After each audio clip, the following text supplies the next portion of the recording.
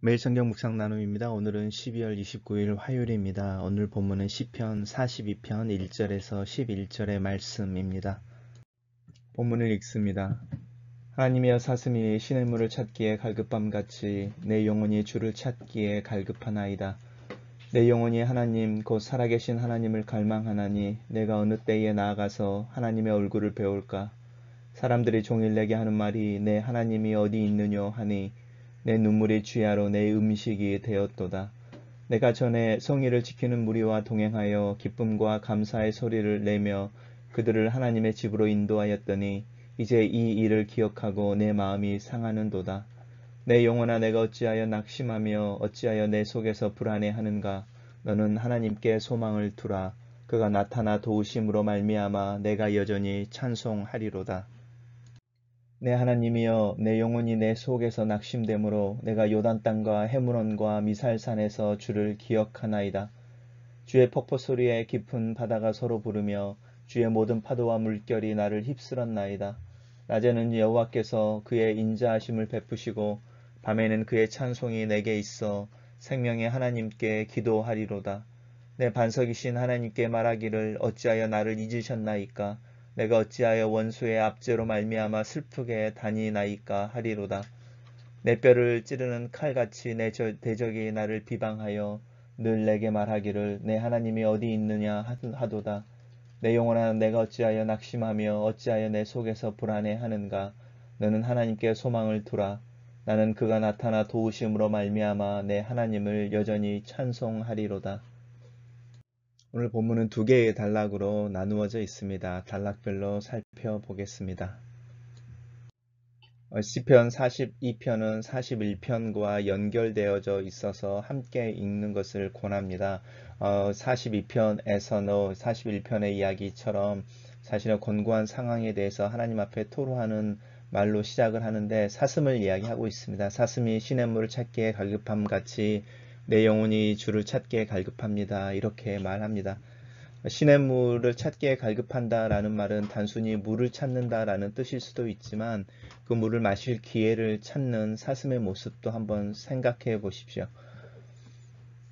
그러면서 이야기하기를 내 영혼이 곧 살아계신 하나님을 갈망한다라고 말하면서 이 갈급함에 대해서 갈망하는 것으로 이야기하고 있죠.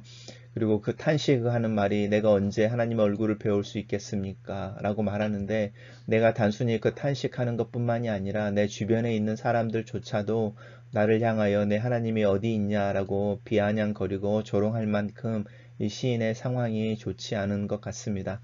그 상황 속에서 눈물이 내 주야에 내 음식이 되었다라고 말하는 그 시편 기자의 마음이 상한 것과 또 낙심된 것과 또 그 슬픈 모습을 한번 생각해 보시면 좋겠습니다. 그러면서 그 전에라고 말하는 이 시편 기자가 이야기하는 주일을 지키는 무리와 함께 기쁨과 감사의 찬양을 하며 그들을 하나님의 집으로 인도했던 그 일들을 기억해내고 더욱더 마음이 상하는 모습을 봅니다. 그리고 5절에서는 그런 그 슬픔 가운데서 그 상한 마음 가운데서 믿음으로 자신을 향하여 말하는 거죠. 내 영혼아 라고 말하면서 자신을 향해서 이야기하고 있는 거죠. 낙심하며 불안해하느냐 너는 하나님께 소망을 두라. 그가 나타나서 도우심으로 말미암아 내가 여전히 찬송하리로다 라는 것인데 그가 나타나 나를 도우실 것을 믿음으로 나는 여전히 하나님을 찬양하겠다라고 결단하고 있는 부분입니다. 단락을 요약해 보겠습니다. 저는 이 단락을 시인은 하나님이 함께 하시지 않는 것 같은 암담한 현실 속에서 과거의 자신의 신앙을 기억함으로 슬퍼하지만 믿음으로 여전히 하나님을 찬양하기로 결단한다. 이렇게 요약해 봤습니다. 두 번째 단락입니다. 두 번째 단락은 다시 내 하나님이여 라는 말로 시작하죠. 첫 번째 단락이 하나님이여 사슴이 시냇물을 찾기에 라고 말하면서 하나님을 부르며 시작하고 있었는데 두 번째 단락에서도 하나님을 부름으로 시작을 하고 있습니다. 이 내 속에서 낙심이 된다라고 하는 말이 시냇물을 찾기에 갈급한 그 모습과 상반되게 상관해서 연결되어지는 부분이라고 할 할 수 있습니다. 그리고 그 낙심된 상황에서 주의 모든 파도와 물결이 나를 휩쓸었다라고 말하는 것 속에서 자신의 공고한 형편과 상황들 속에 하나님의 어떤 계획이나 인도하심이 있지 않을까라는 믿음의 고백 또한 살펴볼 수 있습니다. 신자들이 경험하는 삶에 있어서의 어려움과 도전이라고 하는 부분은 하나님이 안 계셔서 일어나는 것이 아니라 하나님이 허용하시거나 또 하나님이 함께 계셔서 일어나는 경우가 훨씬 더 많습니다. 왜냐하면 하나님은 우리의 삶을 만들어 가시는 분이시죠. 그러니까 형성해 가시는 분이신데, 그렇게 하나님께서 하나님이 원하시는 모습으로 우리의 삶을 형성해 나갈 때에 우리가 시련, 환난, 또 고난이라고 하는 상황들을 자연스럽게 경험하게 되는 경우가 있습니다. 그것은 우리의 삶을 하나님이 만들어 가시기 위해 우리의 견고한 어떤 벽을 허물 때도 있고, 또 방을 트시기 위해서 집을 레노베이션 한 것 같은 그런 먼지나 또 소음이 우리의 인생 가운데 나타날 때도 있습니다.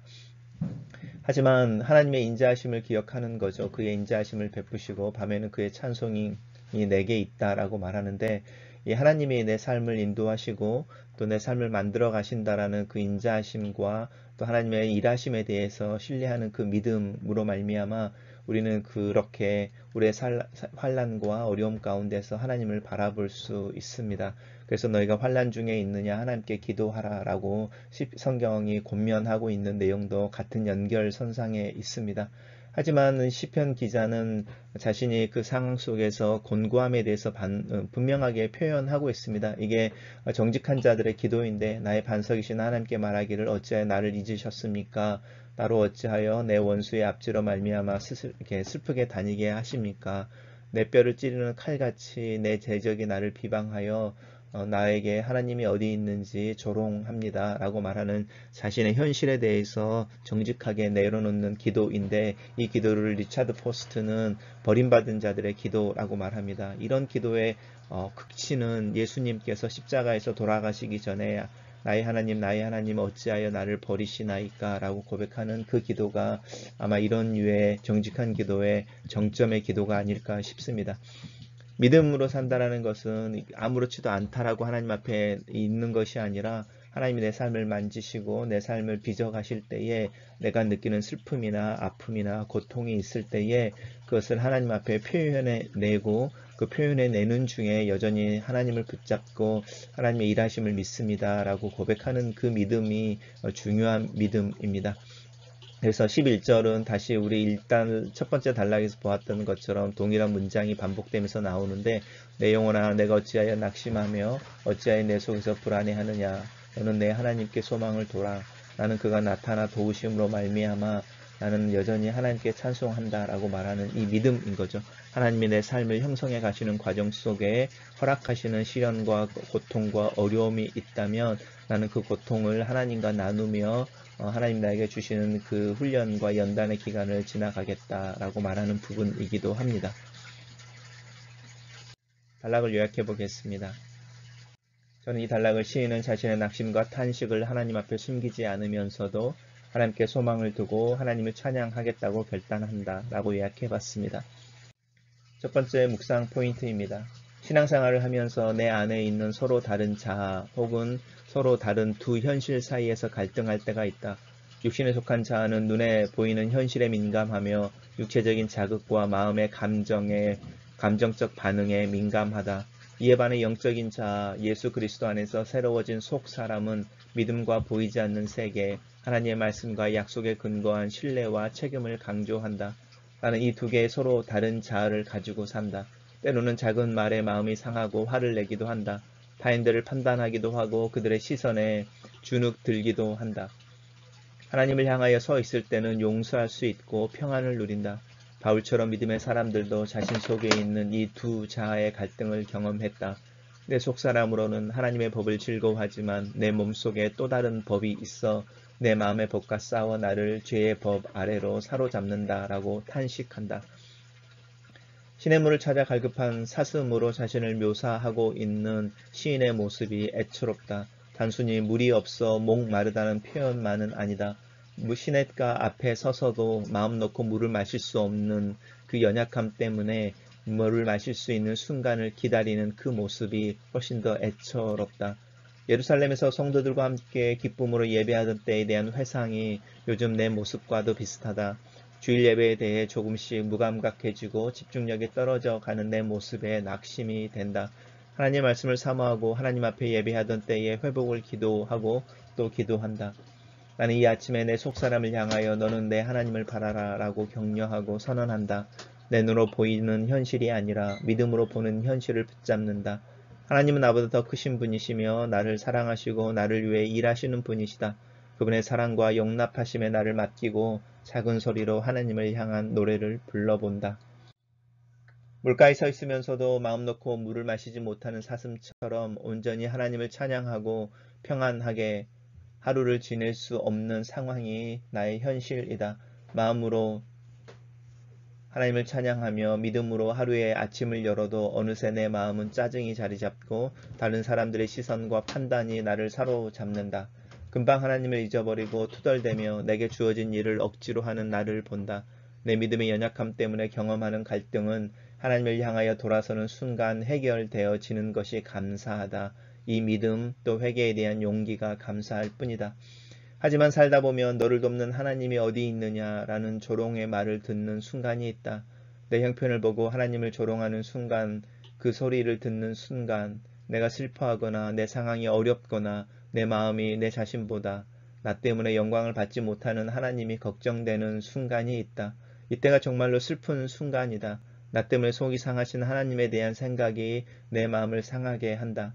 잠잠히 생각해보면 하나님이 나 때문에 속상해 하시는 것, 나 때문에 하나님의 영광이 가려지는 것 때문에 상한 심령이 내 안에 생기는 것, 이런 것이 어쩌면 내가 하나님을 사랑한다는 증거가 아닐까 싶다. 글로 쓰는 기도입니다. 내 모습을 살피시고 인도하시는 목자가 되신 하나님을 찬양합니다. 내 믿음을 도와주시고 내 눈을 열어주셔서 내가 고백하는 하나님이 내 옆에 계시고 나를 보호하시고 나를 인도하시는 것을 경험하게 하소서. 내 안에 있는 서로 다른 두 자아가 싸우고 있을 때에 하나님을 바라보게 하시고 하나님과 관계 속에서 맺은 내 속사람이 힘을 얻게 하시고 믿음으로 하나님을 붙잡을 수 있게 도와주시옵소서. 내 연약함이나 내 상황으로 인해 하나님의 이름이 감춰지고 하나님의 영광이 가려질 때가 있습니다. 그럴 때마다 내 마음속에 상한 심령을 주시고 눈물을 흘릴 수 있는 영적인 민감함을 허락하소서. 이 세상을 살 때에 내 스스로 약한 자라 생각들 때가 있습니다. 주변의 맹수의 눈으로 빈틈과 비난의 기회를 찾는 이들에 대한 생각으로 내 마음이 움츠려들 때가 있습니다. 내 스스로 나를 용서하고 자칭하는 것이 아니라 하나님이 나와 함께 하신다는 믿음으로 담대하게 하시옵소서. 하나님께서 나를 용서하시고 함께 하시는 것을 믿음으로 용기를 내게 하시고 내게 주어진 현실을 담담하게 살아가며 하나님의 인도를 구하며 믿음으로 하루하루를 살게 하소서. 나는 하나님에게 소망을 둡니다. 하나님께서 내 삶을 통해서 나타나시기를 기도합니다. 내가 원하는 계획의 성취나 성공을 통해서가 아니라 하나님의 계획과 뜻이 내 삶 속에 성취되는 것을 통하여 하나님의 일하심이 드러나기를 기도합니다. 오늘 하루를 시작하면서 믿음으로 하나님을 붙잡습니다. 오늘 하루도 하나님께 소망을 두고 하나님의 이름을 노래하며 시작합니다. 나를 도우시고 나로 배불리 먹게 하시며 누우며 평안한 잠을 주시는 하나님을 신뢰합니다. 그 믿음으로 나에게 주어진 하루를 담대하게 담담하게 하나님과 함께 살아내기를 위해 기도하오니 나를 붙잡으시고 도와주시옵소서. 아멘.